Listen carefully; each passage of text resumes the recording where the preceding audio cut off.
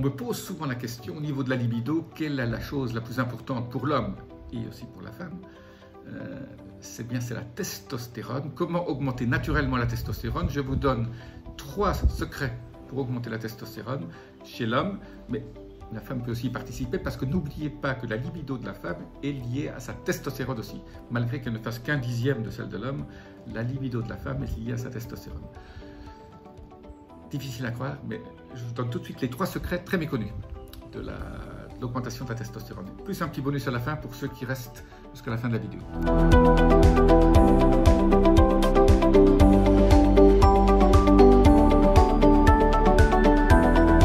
Je suis Jean-Marie Puterlin, expert en rajeunissement et longévité, et j'aide ma communauté à ajouter de la vie à leurs années et des années à leur vie. Alors aujourd'hui, vous savez très bien que la testostérone, on sait que c'est lié à la qualité de la libido, à la qualité de toutes ces activités sexuelles. Eh bien, bon, vous connaissez le zinc, hein, bien sûr, tout le monde parle du zinc. C'est vrai que le zinc est important, 50 mg par jour.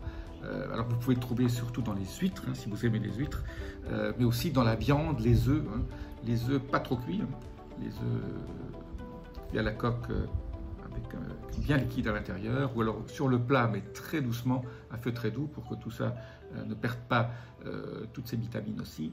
Donc les œufs, la viande bio hein, qui a mangé, dont le bœuf a brouté de l'herbe fraîche et pas de l'ensilage. Alors la testostérone, c'est indispensable pour faire augmenter sa libido, et le zinc est le minéral de base. Alors, à part le zinc, qu'est-ce qui marche pour augmenter sa testostérone? On a aussi, bien sûr, la vitamine D3. Bon, la vitamine D3, c'est le soleil, donc allez au soleil. Regardez derrière moi. Aujourd'hui, c'est un peu nuageux, mais j'essaie d'aller au soleil tous les jours. Et je prends un petit peu de vitamine D3 quand même, avec de la K2, K2D3 liposomée. Toujours très bon. Alors, la deuxième chose qui marche super bien après le zinc, c'est l'exercice physique, le sport. Le sport aussi fait augmenter les IGF, l'hormone de croissance, etc. Tout ça est extrêmement bon pour la santé. Pour la fertilité, l'asperge, hein, c'est très méconnu. Donc je répète, le zinc, le sport, l'asperge. Alors je vous donne un dernier bonus pour la route, pour ceux qui sont restés jusqu'à maintenant. Petite vidéo très courte, mais alors, les truffes, pas les truffes au chocolat, hein, le champignon truffe, absolument génial, le safran,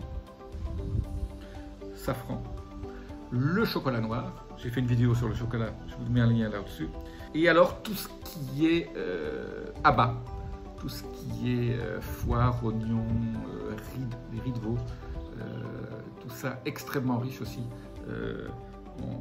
en zinc. Et alors l'ultime bonus, vous n'avez pas eu juste trois conseils aujourd'hui, l'ultime bonus c'est un régime cétogène pendant un mois ou deux.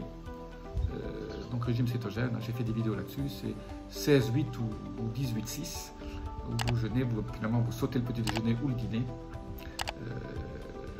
et ça aide aussi à booster votre testostérone. Alors, il faut aussi éviter de détruire votre testostérone. Là, je vais vous donner 5 conseils pour éviter que la testostérone soit détruite par votre corps. Un aliment qui détruit votre testostérone, c'est le sucre et les féculents. Donc, tout ce qui est sucré et féculent est mauvais pour votre testostérone. Le deuxième, c'est les statines, donc si vous prenez un anticholestérolimique.